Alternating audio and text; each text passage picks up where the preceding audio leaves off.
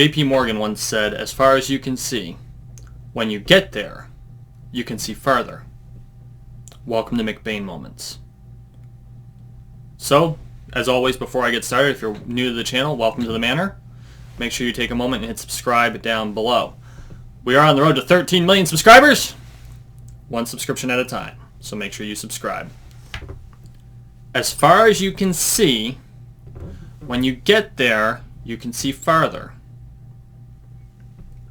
Think about that for just a moment. From a physical perspective, when you're walking down a mountain, or up a mountain I should say, you have a destination in mind. You can only see so far up the trail. When you get to that point on the trail, you can see further up the trail. Maybe even see your destination. When you make it to your destination, you can often see another destination over on the horizon, or off in the distance. This is important because it means that no matter how far you go, there are always other things to explore. What does this mean from a more practical perspective? One that doesn't necessarily mean literal journeying across mountains. And I use that allegory, one, because I live in the mountains, so, I tend to climb mountains, but also because it's a really good allegory for life in general. Everything that we do, everything that we go to accomplish is a mountain. And then we see the next peak over in the distance. And too many people seem to think that the mountain never stops climbing, but that point where you finish climbing to the first peak, you'll find that there's an easier period of work. That's going down the other side of the mountain before you start climbing the next one. And a lot of people miss out on that because they're too busy thinking about how tough it'll be to make it to the next peak. And I think that's why people get discouraged. And you can't allow yourself to get discouraged by things like this. And I'm not saying it won't be tough. It'll be incredibly tough.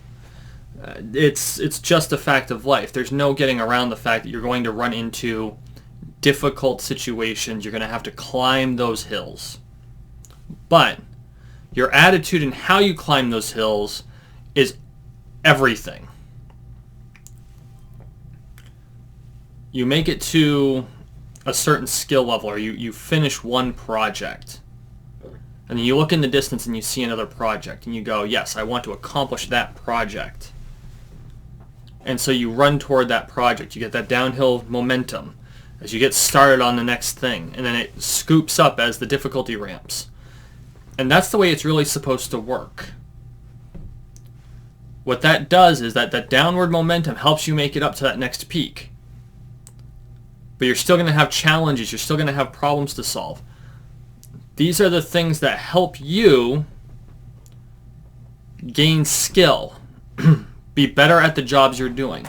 Whether it's in your professional life, whether it's with your hobbies, a game you're playing, familial relationships, these are all things you're going to have to deal with. And this is how you do it. You use the downward momentum to help boost you up that next hill. And so the point is, always be looking for that next peak. Always be looking for that next step. That's why it's easier to be successful once you've been successful, because you learn to start looking at what the next thing is with anticipation rather than anxiety or apprehension. You begin to anticipate, once I make it to X, I can go toward Y. And you get excited about it, and it builds you up. Rather than saying, if I make it to X, they're going to expect me to go to Y. It's not how you should look at life. Life is all about successive, it's all about successive goals, building you up over and over again. These are all things that help you build the life that you want to have. And it takes work. It takes a lot of work. And you have to be willing to know that no matter what destination you reach, doesn't matter how successful you are in anything, whether it's in a hobby or a job or in parenting or in your home life, your relationships. It doesn't matter how successful you are, and there is always another goal. There is always going to be something down the trail. That doesn't mean you give up. And your place on this trail is going to be different than the person 10 feet from you. It'll be different from where your best friend is. It's going to be different from where your folks are. It's going to be different from where your spouse is in a lot of cases. None of that matters. What matters is you understand where you are on the journey. You help others when you find that they have needs on their journey. And you ask for help on your journey when you're stuck.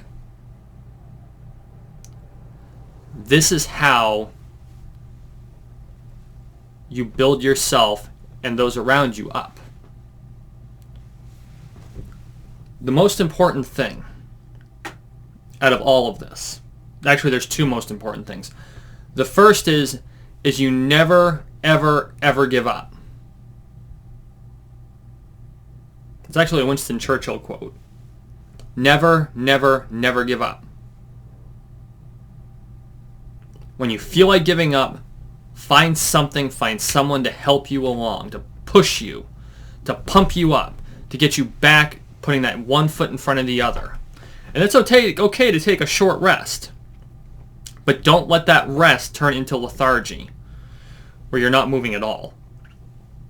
The other thing you can't do is encourage others to give up. And we do this far more often than we give up ourselves.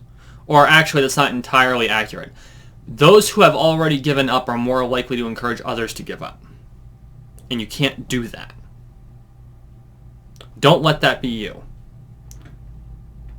Because all that does is create more problems for you, creates problems for other people.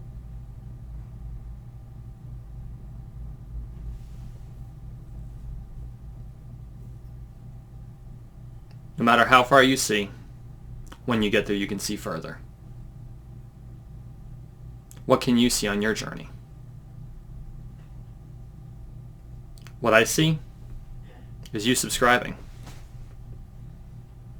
This has been a McBain moment.